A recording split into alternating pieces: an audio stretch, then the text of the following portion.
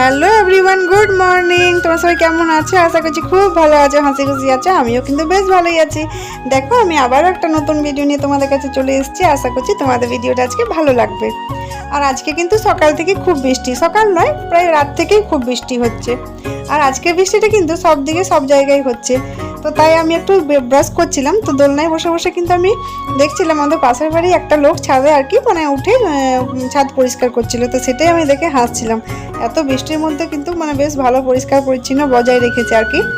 তো দেখো, তারপরে আমি কিন্তু ব্রাশ করে বাথরুম থেকে একেবারে নাইটিটা চেঞ্জ করে ফ্রেশ হয়ে নিয়েছি। আর ড্রেসটাও চেঞ্জ করে চুলটাও বেঁধে নিয়েছি আর কি। তো আজকে বৃষ্টির জন্য ভাবলাম আজকে জলখাবার একটু পরোটা বানাই, জলখাবার তাহলে পরোটা খেতে ভালো লাগবে। তো স্মৃতি স্কুলে চলে গেছে, এত বৃষ্টির মধ্যেও কিন্তু ওকে রেনকোট পরিয়ে স্কুল নিয়ে গেছে ওর বাবা। কেননা ওর এখন পরীক্ষা চলছে, আজকের থেকে পরীক্ষাটা স্টার্ট হয়েছে আর কি, সেকেন্ড টার্ম পরীক্ষা। তো তার জন্য ওই স্কুলে গেছে, নইলে কিন্তু এই বৃষ্টির মধ্যেও স্কুল পাঠাতাম না। তো এই পরোটা বানাবার জন্য আগে আটাটা মেখে রেখে দিলাম, তাহলে কি হবে, একটু রেস্ট থাকবে, আটাটা রেস্টে থাকলে আমার কিন্তু মানে রুটি বা পরোটা ভালো হয়। তো একটু ময়ন দিয়েছি, একটু রোল ময়দা দিয়েছি, নুন দিয়েছি, আর ওই সব দিয়ে মেখে ভালোভাবে রেখে দিয়েছি। তারপর এখানে একটু চা বানিয়ে নিয়েছি, আর দুধটাও তার সাথে গরম করে নিয়েছি। আমার তো গায়ে দুধটা মানে রাখতে হয় 24 ঘন্টায়, কেন ডুবু সোনার খাই, সকাল দিকেও খাই বিকেল দিকেও খাই, সেই জন্য কিন্তু ওর দুধটা রাখতে হয়, মানে বিকেলবেলাতে নিই কিন্তু রাখতে হয় তারপরের দিনও। আর তারপরে আমি চাটা নিয়ে চলে এসেছি। আজকে ওই এখানে টেবিলে বসে কাজ করছিল, তো আমি আজকে চাটা নিয়ে এখানেই চলে এসেছি একসাথে চা খাওয়ার জন্য। তো বললো আমি মাছকে আজকে খাবারটা দিয়ে দিচ্ছি, তা বললাম ঠিক আছে তাহলে তুমিই দিয়ে দাও। যদিও কোনোদিন মানে ওর বাবা দেয় তাহলে আমাকে বলে দেয় যে মাছকে আমি খাবারটা দিয়ে দিয়েছি আর কি। আর নইলে আমি দিয়ে দিই, একেবারে যখন ঘরগুলো ঝাড় দিতে আসি তখন একবারে মাছটাকে খাবার দিয়ে দিই বাস।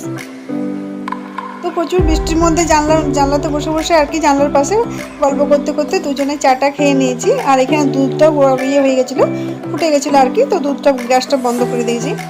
তো তারপরে ভাবলাম যে ঘর ঝাড় দেওয়া, ঘর মুছে ওইগুলো না করে আগে জলখাবারের জন্য পরোটাটা বানাই। কারণ আমি তো অনেকবারই বলেছি আমার কিন্তু পরোটা বানাতে অনেকটাই সময় লাগে, কেন পরোটাটা আমার বেলতে খুব সময় লাগে ওই জন্যই। তারপর সেঁকতেও হয় একটা একটা, আর রুটিগুলো যেমন আমি একসাথে 3-4টে করে রুটি সেঁকে নিই। তো দেখো এখানে আমি আস্তে আস্তে সব পরোটাগুলোই বেলে নিচ্ছি আর কি। তো আমি তো বলেছি আমি ওই ঘরে বসে ইয়ে করি, রুটিগুলো বেলি, তাহলে আমার সুবিধা লাগে, ওই জন্যই রান্নাঘরেও বেলা যায়, কিন্তু আমি ডাইনিংয়ে বসে বসে রুটিগুলো বেলে নিই। তো দেখো তারপরেই আমি এখানে পরোটাটা সেঁকে নিচ্ছি। আর দেখবে বৃষ্টির মধ্যে, আমি জানি না তোমাদের মনে হয় কিনা, কিন্তু বৃষ্টির মধ্যে পরোটা লুচি এইসবই কিন্তু খেতে ভালো লাগে, বা খিচুড়ি, কিন্তু ভাতটা একেবারেই খেতে ভালো লাগে না। তো আজকে ভাবছিলাম যে খিচুড়ি বানাবো, ওর বাবা বললো খিচুড়িটাই বানাতে। তো কি হয়েছে, খিচুড়ি আর বানাবার মানে দরকার হলো না, তার কারণ পরোটাটা বানালাম তো। তারপরে কিন্তু মা নিজে খিচুড়ি বানিয়েছিল, তো মা অনেকটাই খিচুড়ি দিয়েছে। তো ভাবলাম এতটা পরোটা বানিয়েছি, তারপর খিচুড়িটাও ওদের হয়ে যাবে আর কি। তো তখন কিন্তু আর আমি ভাতও বানাইনি, খিচুড়িও বানাইনি। তো ভালোই হয়েছে, আজকে আমার রান্নাতে ছুটি নাকি। তো দেখো এখানে আমি আটা রাখি, চাল রাখি, আর ওই বালতির মধ্যে কিন্তু যাবতীয় জিনিস থাকে প্যাকেটে, মানে এক্সট্রা জিনিস, সেই জিনিসগুলো রাখি। তো সেটাই আজকে তোমাদেরকে দেখিয়ে দিলাম। আর এখানে আমি একটু আলু কেটে নিচ্ছি। আর আমার কিন্তু পরোটা বা লুচির সাথে আলুর তরকারিটা খেতেই বেশ লাগে। আর দেখো টুকু সোনা এখানে কেমন খেলা করছে। কি করছো তুমি? তাকাও এদিকে, তাকাও এদিকে বলছি।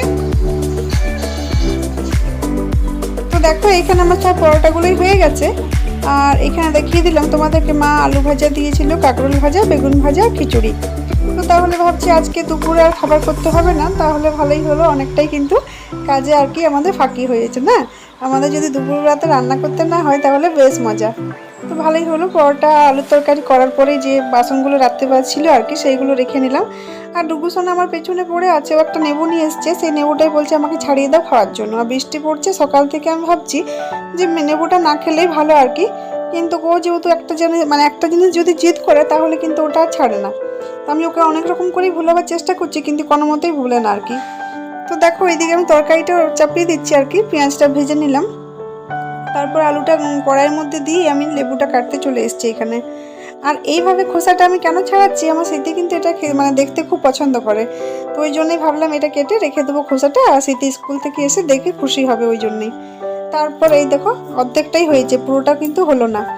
তারপর সে ডুগুকে এই যে ছাড়িয়ে দিয়েছি, কিন্তু ডুগু কিন্তু একটু পরেই বলছে খাবো না, দিয়ে ওটা আবার রেখে দিলাম। এখনই এত জিদ করছিল, কিন্তু তারপরেই বলছে খাবো না। আর রান্না করতে গিয়ে আলুর মধ্যে যখন ভাবছি হলুদ দেবো, তখন দেখছি একেবারেই হলুদ নেই। তো তখন দেখছি ডিবাতেও হলুদ নেই, যে কোটোতে থাকে আর কি। তো তখন আমি কি করলাম, সব হলুদগুলো ঢেলে নিলাম। ও আমাকে এনে রেখে দিয়েছিল, কিন্তু আমার ঢালা হয়নি আর কি, মানে ব্যাগের মধ্যেই ছিল। তো ভালোই হয়েছে, ডিবার মধ্যে আমি ঢেলে নিয়েছি। আর মশলাদানিতেও আমি রেখে নিলাম। আর মশলাদানির মধ্যে সব কিছু যদি থাকে হাতের কাছে, তাহলে কিন্তু রান্না করতে বেশ সুবিধা হয়। তারপরে দেখো আমি ভাবলাম যে ঘরগুলো ঝাড় দিয়ে নিই। তো ঠাকুর ঘরটা ব্যালকনিটা ঝাড় দেওয়া হয়ে গেছে। তো তারপর এই ঘরটা কিন্তু আমার প্রতিদিনই অনেকটা সময় লাগে, কারণ ডুগু সোনা কিন্তু সব জিনিস এলোমেলো করে দেয়। আর এখন যেহেতু বৃষ্টি পড়ছে, তার জন্য ওর বাবাই কি করে শতরঞ্জিটা পেতে রাখে, মানে নিচে মাটিতে যেহেতু টাইলসে ঠান্ডা লেগে যাবে, ওই জন্য শতরঞ্জিটা পেতে রাখে। তাহলে কি হবে, খুব একটা ঠান্ডা লাগবে না, হয় যদি বসে বা হাঁটাচলা করে, ওই জন্যই। আর এইগুলো যেহেতু জানলার পাশেই রয়েছে, সেই জন্য একটু করে মুছে দিই আমি, একটু করে, খুব একটা যে ডিপ ক্লিন করি তা না, একটু ছোট কাপড় ছেঁড়াতো করে যদি মুছে দিই, তাহলে কিন্তু বেশ ভালো পরিষ্কার লাগে। আর সেইভাবে তো উপরে সেরকম কোনো ফার্নিচার নেই, সব ফার্নিচার তো নিচেই আছে আমার আর কি। তো নিচে আমি যখন যাই, আমার যখন সময় হয় তখনই আমি মুছি, এমন না যে সকালে ঘুম থেকে উঠেই মুছতে হবে। আমার যখন সময় হয় নিচের আমার শোকেস আলমারি যা আছে সব, তখনই আমি কিন্তু মুছে নিই। আর দেখো এই দোলনাটা রোদে একটু দিয়েছিলাম, আর এখন তো বৃষ্টির জন্য রোদ হচ্ছে না, তো ভাবছি এই দোলনাটা কিন্তু ব্যাগে করে মানে রেখে দেবো প্যাকেট করে আর কি, কারণ এই দোলনাটা কিন্তু আর ডুগু সোনা দোলছে না। তো সেই জন্য এই দোলনাটা রেখে দেবো। আর বড় দোলনাটাতে কিন্তু স্মৃতি ডুগু আমাদের সবারই হয়ে যাচ্ছে। তো একটাই দোলনা এবার থেকে ব্যালকনিটা রাখবো, তাহলে ব্যালকনিটা অনেকটা ফাঁকাও হয়ে গেছে, বেশ ভালো লাগছে। আর দেখো এখানে ঘোড়াটা রেখে দিলাম ঝাড় দেওয়ার সময়তে, নিচে সাইকেল রয়েছে, ওর অনেকগুলো জিনিস হয়ে গেছে এখন। আর এই যে দেখো স্মৃতি স্কুল থেকে চলে এসছে, আর স্কুল মানে যখনই ওর পরীক্ষা চলে তখন কিন্তু এসে বলে আমার মানে এক্সামটা খুবই ভালো গেছে, একেবারে ফাটাফাটি। তো আমরা বলি হ্যাঁ, মানে এক্সামটা ভালো হয় কিন্তু নম্বরটা কম কম দেয় নাকি, এভাবে হাসাহাসি করি আর কি। তো রেনকোটগুলো এখন সিঁড়ির মধ্যেই আমি ঝুলিয়ে দিলাম। আর এখানে আমি ওর টাইটা খুলে দিচ্ছি, ও নিজে খুলতে পারে না। এমনিতে ও স্কুল থেকে আসার সময় তো যদি রেনকোট পরে আসে কোথা থেকেও, তো নিচেই বারান্দার মধ্যে খুলে দেয়। আজকে স্কুল থেকে এসে মানে ইয়ে হয়ে গেছে খুশিতে, যে সব পেরেছি সেটাই বলার জন্য ওপরে চলে এসছে। তো আমি ভাবলাম ঠিক আছে, সিঁড়ির মধ্যে রেখে দিচ্ছি রেনকোটটা। আর ওই সিঁড়িটা কিন্তু খুব অনেকটাই বড়। আর দেখো আমি তো আজকে ভেবেছিলাম ঘরগুলো মুছবো, কিন্তু এত বৃষ্টির জন্য বাবা বলছে ঘরগুলো মুছো না, মানে ঘরগুলো যদি মুছি তাহলে আর কি ছোটো বাচ্চা ঠান্ডা লেগে যাবে। তো সেই জন্য কি করলাম, এই ঠাকুর ঘরটা শুধু মুছে আর ব্যালকনিটা মুছে রেখে দিলাম, আর ঘরগুলো কিন্তু মুছিনি। তো দেখো আজকে আর সেরকম ঘর মোছামুছিও নেই, রান্নাও নেই, সেই জন্য অনেকটাই আমি আর কি ফাঁকা। তো ঠিক আছে, ফাঁকা তো আমাদের থাকা যাবে না, আমাদের দেখবে যেদিন রান্না নেই সেদিনও অনেকটা কাজ এদিক ওদিক করে আমরা কিন্তু ঠিক বার করে নিই। আর দেখো হলুদ নিয়ে এসেছিলো, চিনি নিয়ে এসেছিলো, সয়াবিন নিয়ে এসেছিলো, সব কিছু রাখা বাকি ছিল, তো সেটা রেখে নিলাম। আর এই দেখো ডুগু সোনা এখন আমাকে ধরেছে, আর কিছুতেই ছাড়ছে না, মানে বলছে কোলে চাপ, মানে কোলেই থাকবো আর কি। তো এই সবগুলো একটু একটু করে তোমাদেরকে দেখিয়ে দিই যে হ্যাঁ, ছোটো বাচ্চার মায়েরা কিন্তু নানান ধরনের অসুবিধার মধ্যে পার করে কিন্তু কাজ করে।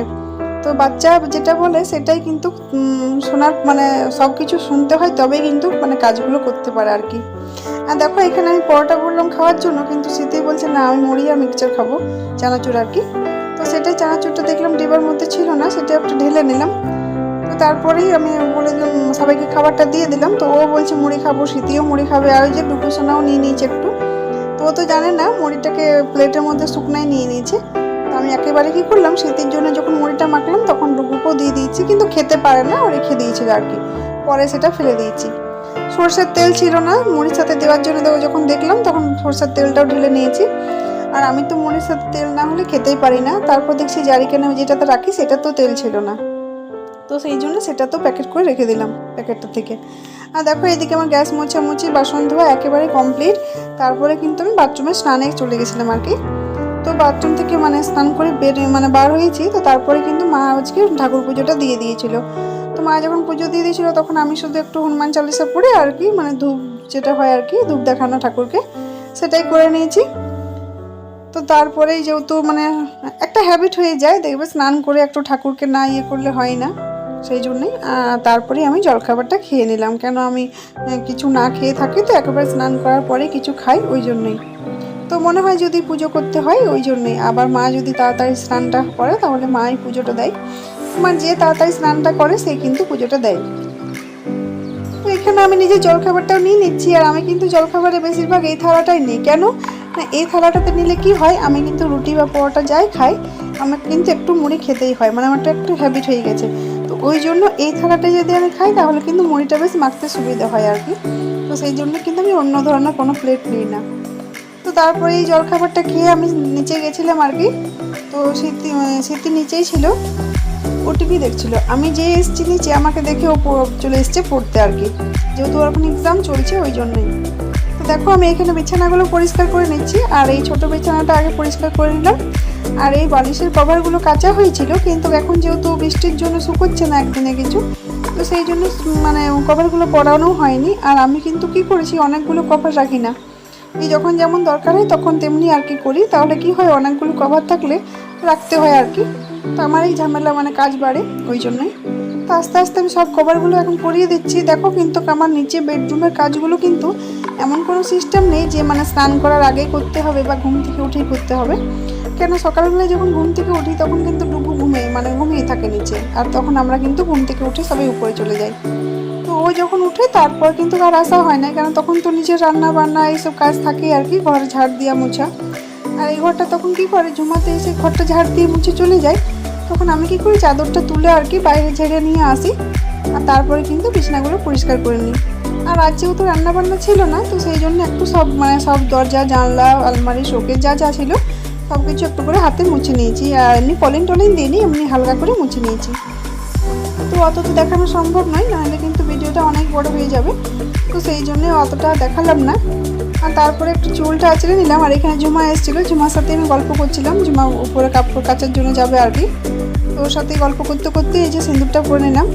আর এই দেখো দিদির বেডরুমটা আজ খোলা হয়েছিল ঘরটা মোছার জন্য, সেখানে ড্রেসিং টেবিলে লিপস্টিক পেয়েছে আর পুরো লাগিয়ে নিয়েছে। তো দেখো বন্ধুরা, আজকের মতো ভিডিওটা এখানে শেষ করছি। ভিডিও যদি ভালো লাগে অবশ্যই like comment share and subscribe করবে। আজকের মতো টাটা, বাই বাই, কালকে আবার দেখা হবে।